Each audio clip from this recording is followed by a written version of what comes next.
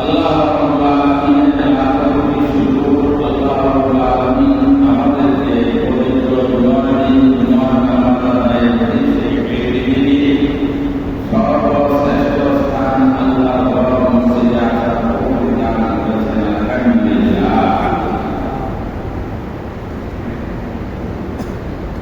আল্লাহ রাব্বুল আলামিন কোরআন কারীমে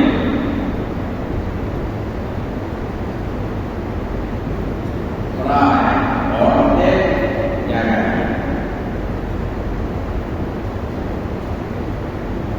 অর্ধেকের চেয়ে বেশি হবে বা অর্ধেক হবে যেখানে আল্লাহ তাআলা নিয়ামতের কথা বলেছেন।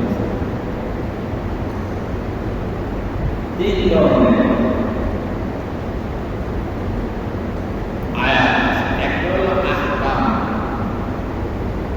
অর্থাৎ আমাদের প্রতি হুকুম নাযিল হয়েছে, আকিমুস সালাতা ওয়া আতুস যাকাতা ওয়া রাউফি, নামাজ পড়ো, রোজা রাখো।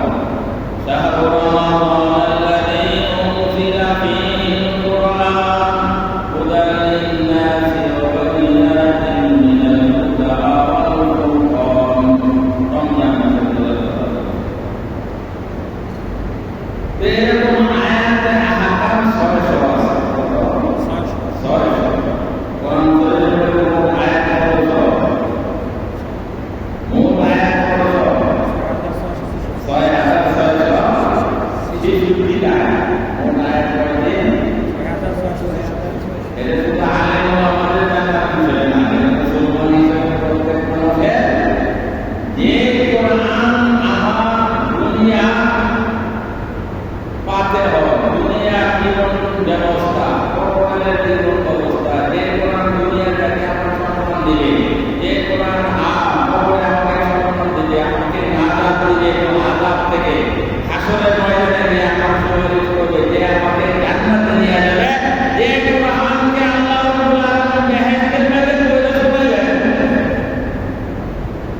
এই কোরআনকে আমার কিরকম রক্ত ধরতে হবে, এই কোরআনের কয়টা আয়াত আছে তা জানা দরকার, কয়টা রূকু আছে তা জানা দরকার, কোরআনের সহিহ এবং বিশুদ্ধ তেলাওয়াত জানা দরকার এবং পড়া দরকার এবং তাফসীরও জানা দরকার। কারণ আমার শুরু আছে সব প্রকার এই কোরআনের মধ্যে।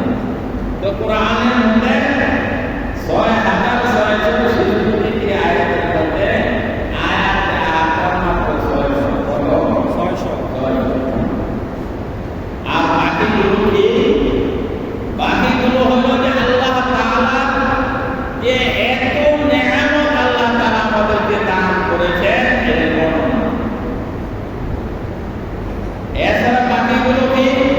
এছাড়া বাকিগুলো হলো যে আল্লাহ তাআলার এই অপরন্ত নেয়ামত পাওয়ার পর পৃথিবীর শুরু থেকে এই কোরআন নাযিল হওয়া পর্যন্ত এই গোষ্ঠী, এই সম্প্রদায় আল্লাহ তাআলা সেই হুকুমগুলো মানছে, তাদের পুরস্কারের বর্ণনা অর্থাৎ জান্নাতের বর্ণনা, আর যারা মানে না তাদের জন্য জাহান্নামের বর্ণনা এবং দুনিয়ার কিছু কিছু শাস্তি। এটা বলা হয় কিসাস, বিভিন্ন ঘটনা। তাহলে একটা পাঠ বিশাল বড় অংশ হলো কার বর্ণনা? আল্লাহর নিয়ামতের বর্ণনা। কি আল্লাহ তাআলা কোরআনে বলেন, ওয়া ইন তা'উদু নি'মাতাল্লাহি লা তুহসুহা। হে আমার বান্দারা, তোমরা যদি আমার নিয়ামতের শুকরগুজার হও, শুকরিয়া আদায় করো, নিয়ামতগুলো যদি গণতে শুরু করো, কত কোটি কোটি নিয়ামত, লা তুহসুহা, এটা দুনিয়া শেষ করতে পারবে না। এত নিয়ামত আমি তোমাদেরকে আমি দান করেছি। আমরা নিয়ামত যেটা একেবারে হাতের কাছে যেটা আছে, আমাকে কেউ হাতে তুলে দেয়, এটা আমাদের চাকরি দিয়ে দিল, এটা বড় অনুগ্রহ মনে করি। কেহ 100 টাকা দিল, সেটা আমি অনুগ্রহ মনে করি। কিন্তু এর সস্তা জিনিসটা আমি অনুগ্রহ মনে করতেছি। আর এমন এমন নিয়ামত আমার উপর আল্লাহ তাআলার আছে, এটা কোনো টাকা পয়সা দিয়ে কেনা যাবে সারা পৃথিবী দিলেও তার দাম হবে না। এই জন্য আল্লাহ তাআলা টাকা টাকা এই নিয়ামতের কথা বলা করছে। একটা নিয়ামতের জাহিরি, একটা নিয়ামতের বাতিল। একটা জাহিরি আমার দুটো, একটা হলো মাথা থেকে পা পর্যন্ত এর ভিতরে নিয়ামত, আরেকটা হলো মাথা থেকে পা সারা বাহিরের নিয়ামত। তাহলে এই সব নিয়ামতের দিকে যদি কেউ খেয়াল করে, তাহলে নিয়ামতের কথা কেন বারবার উযকুরু নি'মাতাল্লাহ, উযকুরু নি'মাতাল্লাহ, বারবার আল্লাহ রাব্বুল আলামিন বলছেন তোমরা নিয়ামতের কি করো, স্মরণ করো, নিয়ামতের পূজা করো, নিয়ামতের আলোচনা করো। আল ইনসানু আবিদুল ইহসান, মানুষ ইহসানের গোলাম, অর্থাৎ যে যার উপর উপকার করে, যার অনুগ্রহ পায়, তার কথা মানে না। আবিদুল মানে হলো গোলাম। মানুষ ইহসানের দাস। কেউ যদি তার উপর ইহসান করতে থাকে, তাহলে তার উপর কি মানে তার কথা মানতে প্রস্তুত হয়। আজকে একজন মেহমান আসছিলেন, তো সে একটা ঘটনা বললেন যে আমাদের মীর কাসিম আলী ছিল, অনেকদিন আগে মারা গেছে।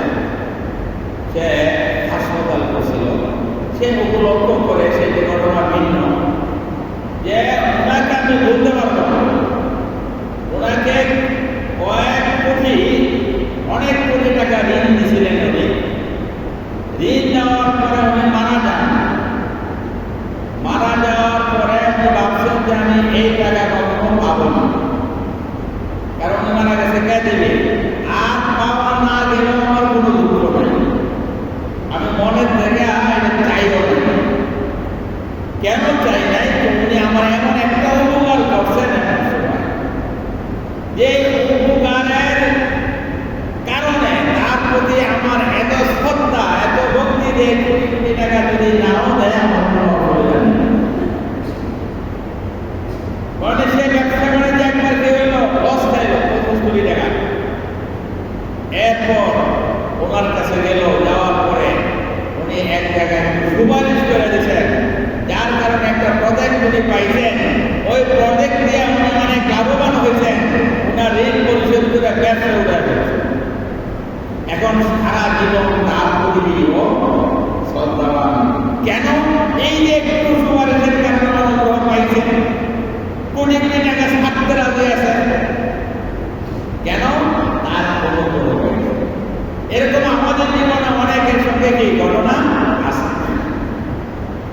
তো এরকম ঘটনা আমাদের জীবনে হাজার হাজার আছে। তাহলে আল্লাহ রাব্বুল আলামিন আমাদেরকে এরকম কিছু নিয়ামত দেন। এই বিভিন্ন সূরাতে প্রথম থেকে শুরু করছে আল্লাহ ওয়াজআলনা আল-আরদা মিহাদা। মানুষেরা জমিনে যে চলো, এটা কার জমিনে চলো? এই যে রাস্তাঘাট দিয়ে তুমি হাঁটতেছো, তোমাদেরকে বিছানা বানাইতেছে। কোন জায়গায় মিহাদুল শব্দ আছে, কোন জায়গায় আছে খারাপ। যদি এই সমতল ভূমি না রাখতেন, নরম না বানাই দিতেন, হাঁটা সম্ভব ছিল।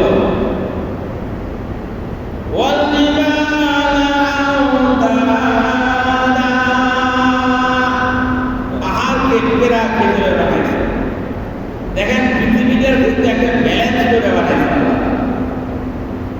কোথাও সমতল রেখেছেন, কোথাও আবার পাহাড় দিয়েছেন,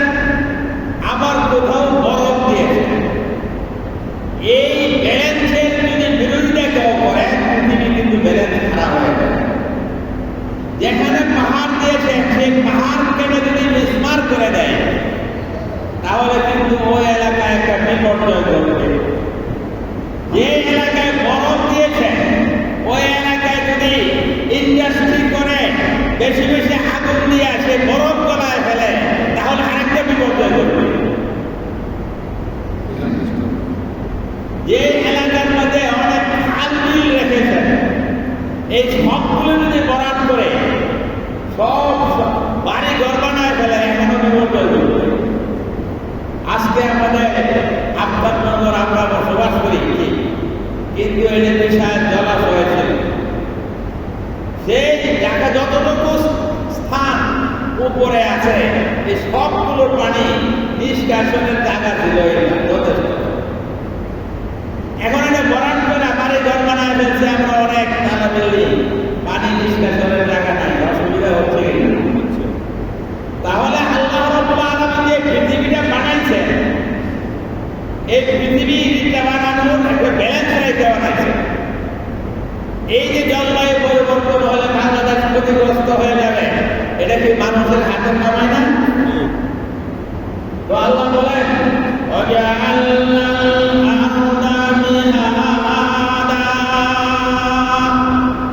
জমিনকে আমি সমতল করে দিয়েছি, বিছানা বানায় দিয়েছে তোমাদের হাঁটার সুযোগ করার জন্য, সুবিধার জন্য। আর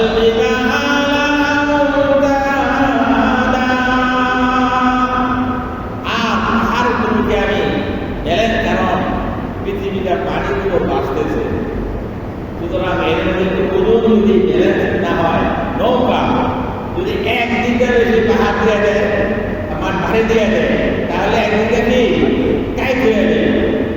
সুতরাং পৃথিবীটা যদি এক জায়গার পাহাড়গুলো কাইটে কাইটে অন্য জায়গায় নিয়ে যায় ব্যালেন্স ছেড়ে দিতে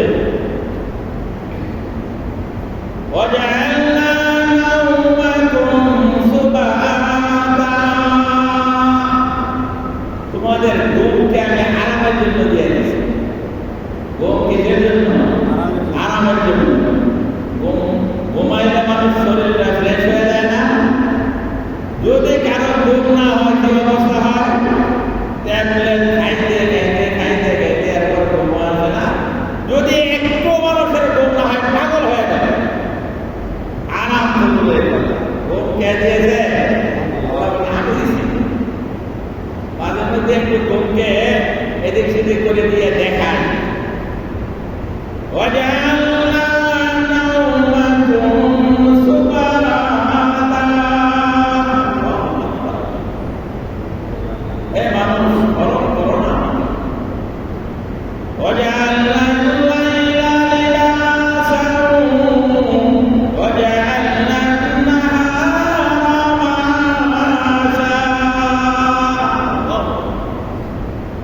ঘুমের জন্য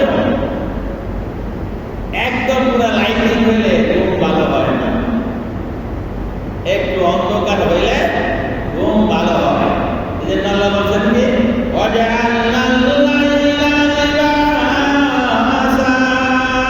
রাতকে তোমাদের লেবার বানায় না ঘুমের জন্য। কারণ রাত্র অন্ধকার হইলে সেটা অস্বাভাবিক বহুত কিছু ঘটে, কিন্তু স্বাভাবিক ঘুম কখন ভালো হয়? রাত্রে ঘুম ভালো হয়। এক রাত্রে যদি ঘুম মারে এটা 60 রাত্রে হয় কি হয় না? পুরুষ হয় না, কবার হয় না। আল্লাহ বলেছেন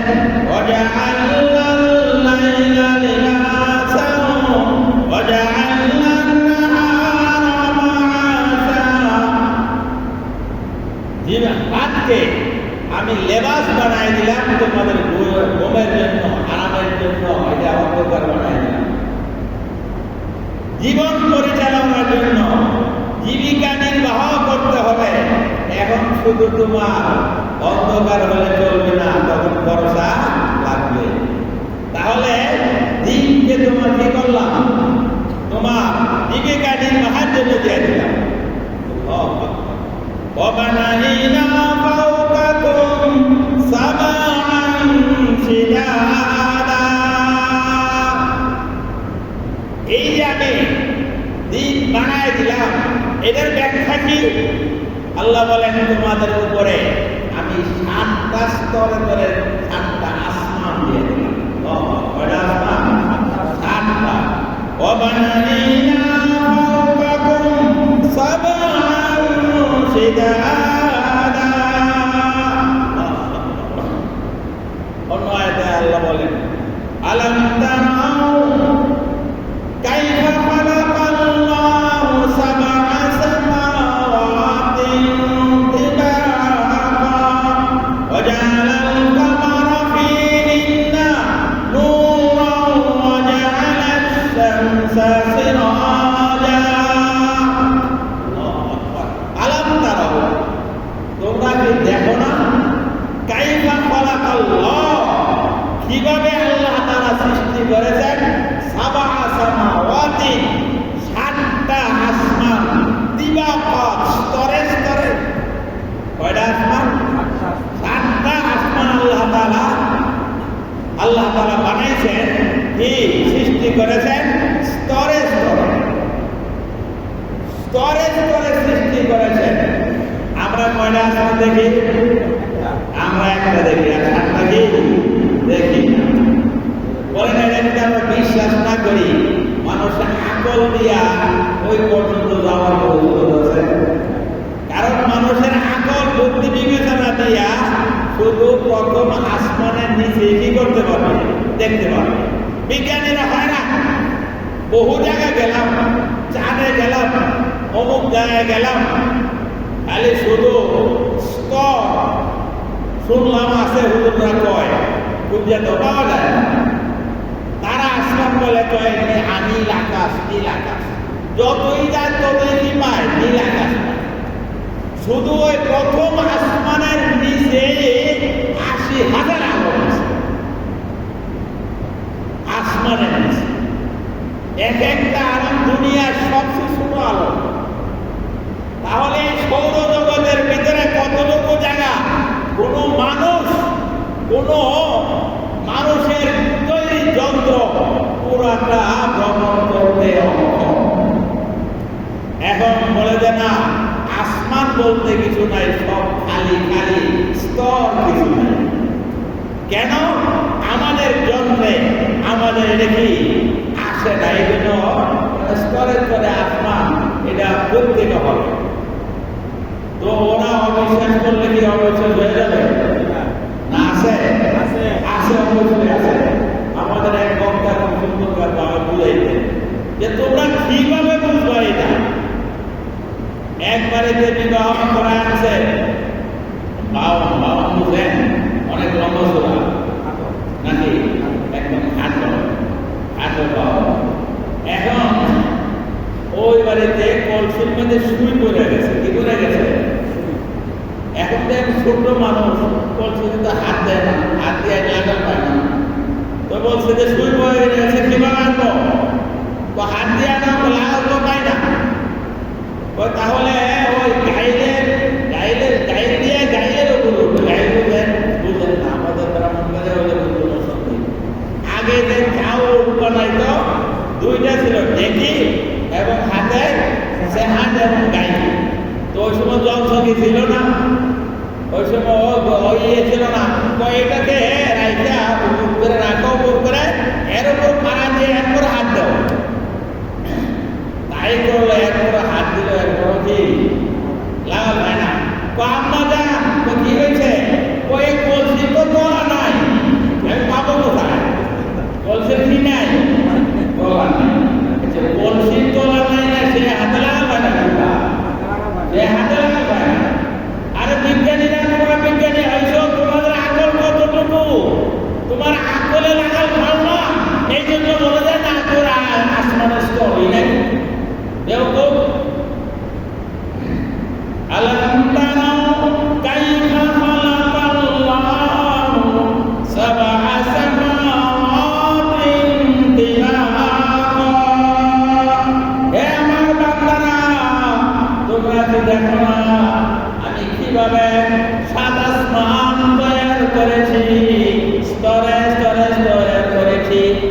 এক আসমান থেকে, জমিন থেকে আসমান যতটুকু দূরে ঠিক আসমানের পুরোটা কতটুকু, তার যে পুরোটা থিকনেস না, বাংলাতে বলে কম বুঝি আমরা, ইংরেজিতে বলে এটা বোঝা যায় বেশি। এটা পুরো অথবা থিকনেসটা ঠিক এতটুকু। এরপরে আসমান আরো বড়, এরপরে আসমান প্রত্যেকটা বেষ্টিতে করে রাখছে আরো বড়, সপ্ত আসমান আরো বড়।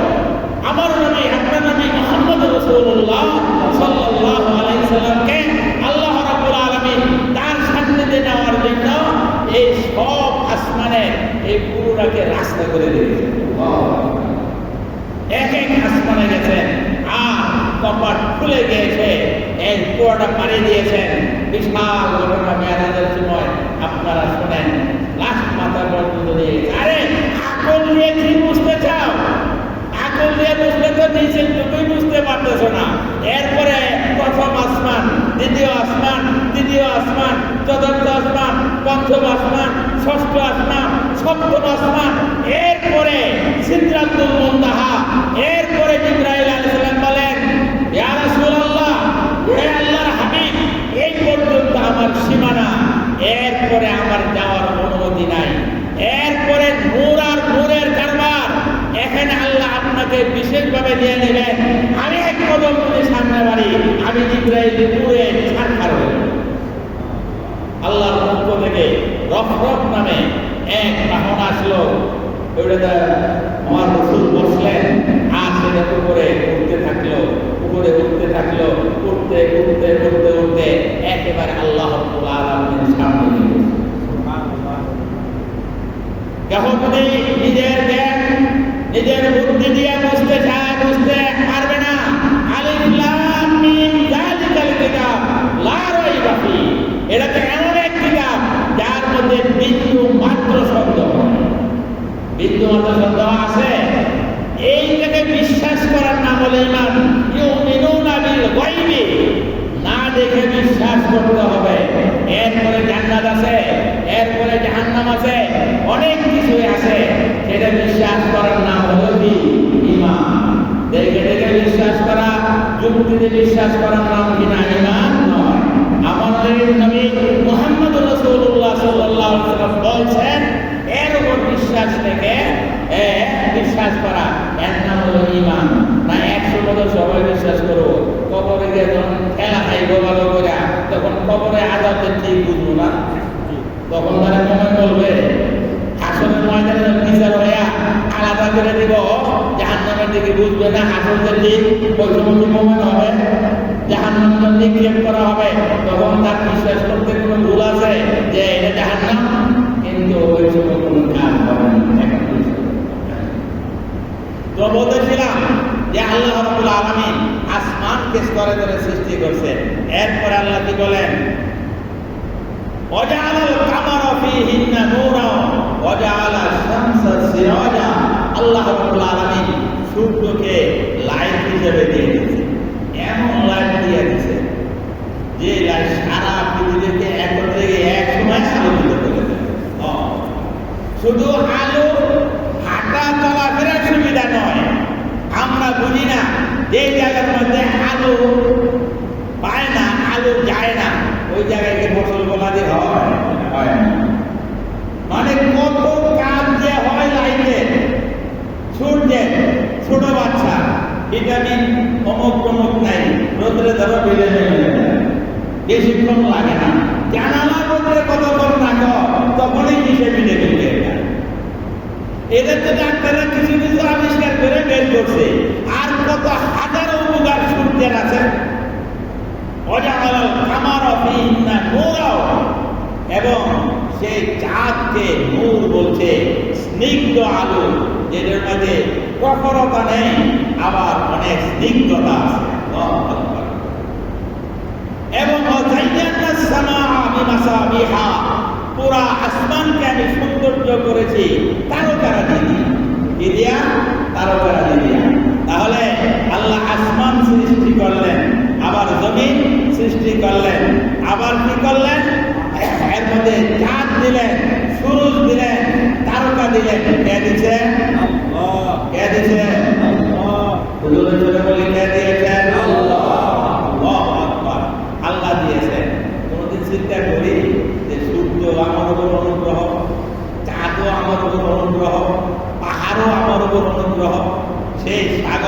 এটাও আমার জন্য অনুগ্রহ।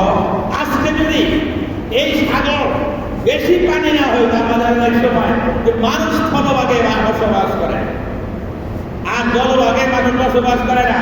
স্থল ভাগের তুলনায় জল ভাগের তুলনায় স্থল ভাগটা বেশি অদরকার ছিল।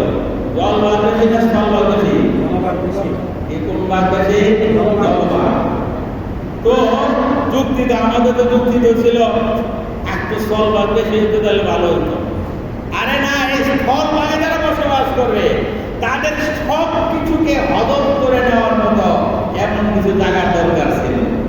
এই যত মলমূত্র যত ধরনের খারাপি পানির মধ্যে আপনার চলে যায়, সব শেষ হয়ে যায়। আবার পানিগুলো এরকম নোনা পানি কেন, লবণাক্ত কেন? লবণের মধ্যে আল্লাহ এমন যত শক্তি রাখেন সব কিছু জিনিস করে দেন। তাহলে লবণাক্ত পানির দরকার আছে কিনা? আমরা ওইখানে মাছ আবার কি লবণ নেই, কি সুন্দর কিছু খাও।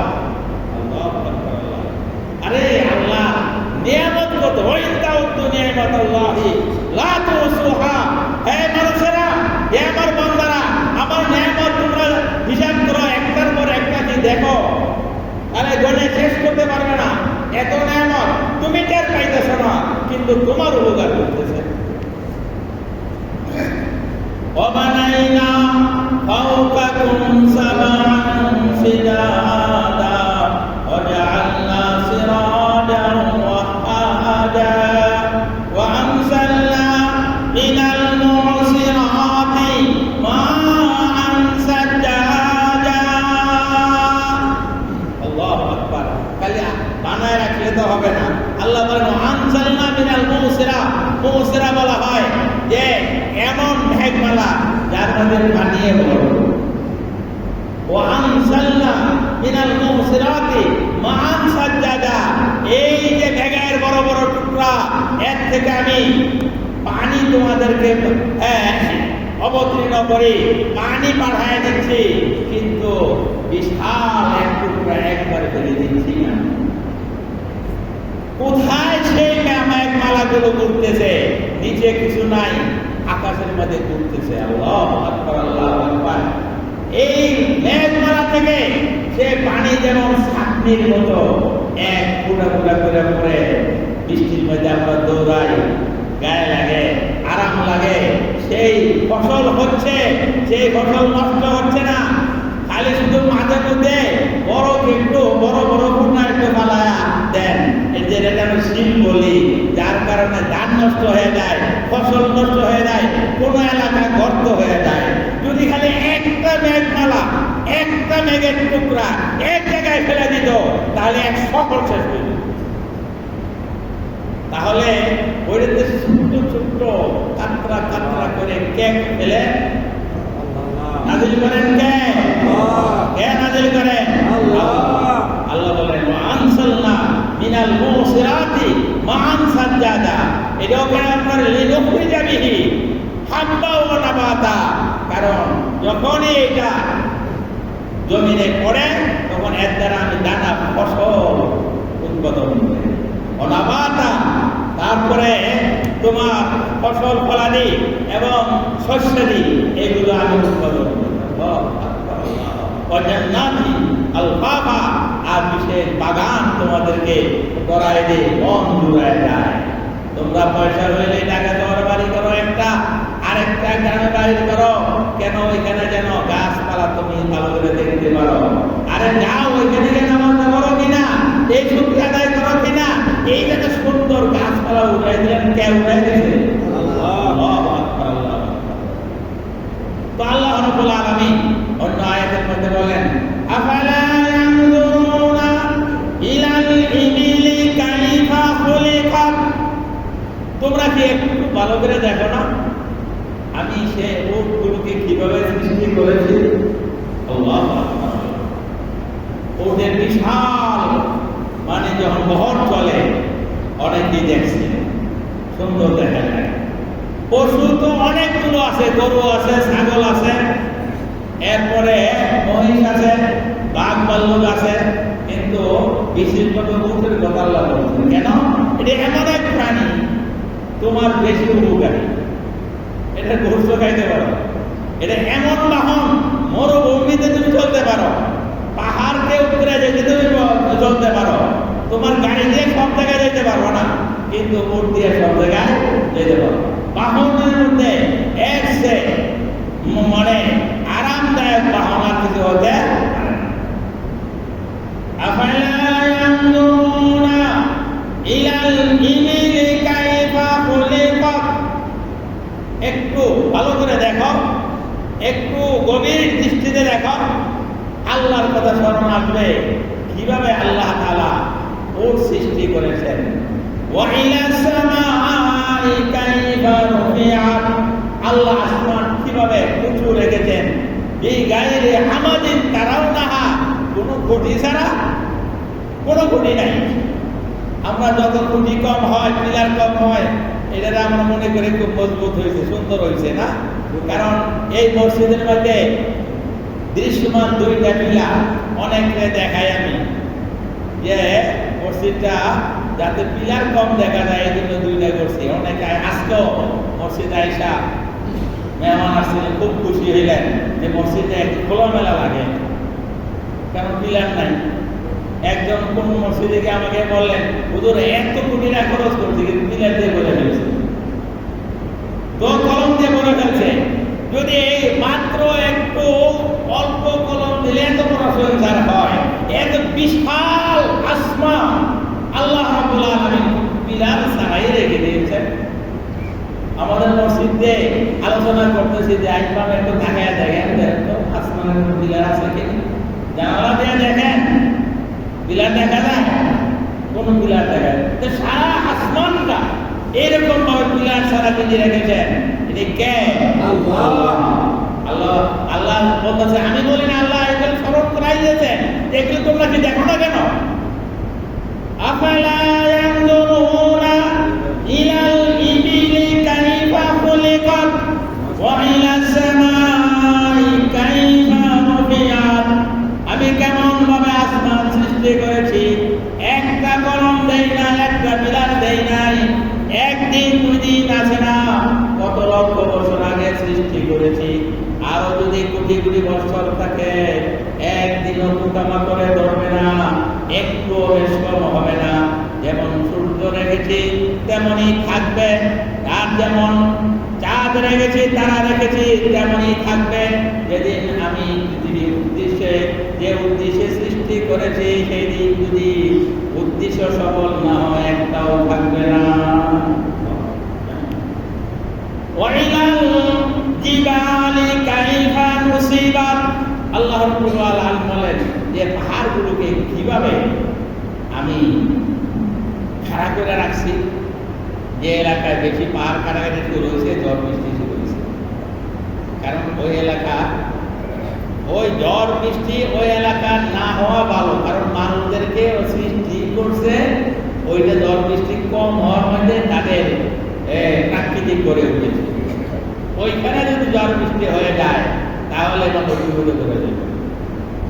তাহলে আসমান মানে পাহাড়গুলিকে এইভাবে সৃষ্টি করা হয়েছে, তার জায়গায় তার হাত আল্লাহ আছে।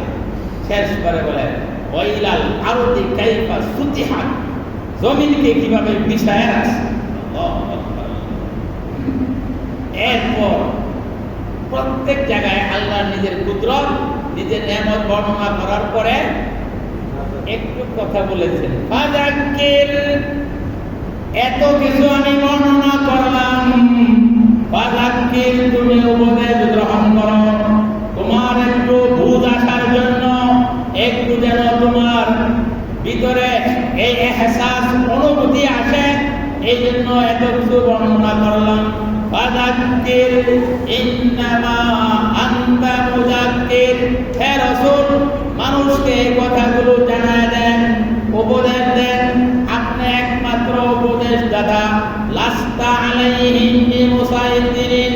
আপনি তাদের উপর দারবা নয়, তাদেরকে মানাই দিতে পারবেন। আপনি শুধু এলান করতে পারবেন, দাওয়াত দিতে পারবেন। ফাযাক্কির লাস্তা আলাইহিম বিমুসাইতির ইল্লা মান তাওয়াল্লা ওয়া কাফার। যারা আপনার উপদেশ শোনার উপদেশ, অন্যদিকে চলে যাবে জাহান্নামের পথে। আপনার উপর দায়িত্ব নাই। ইন্না ইলাইনা ইয়াবাহুম, যে আমার কাছে ফিরে আসতেই হবে, এর কোনো দ্বিতীয় রাস্তা নাই, বিকল্প রাস্তা নাই।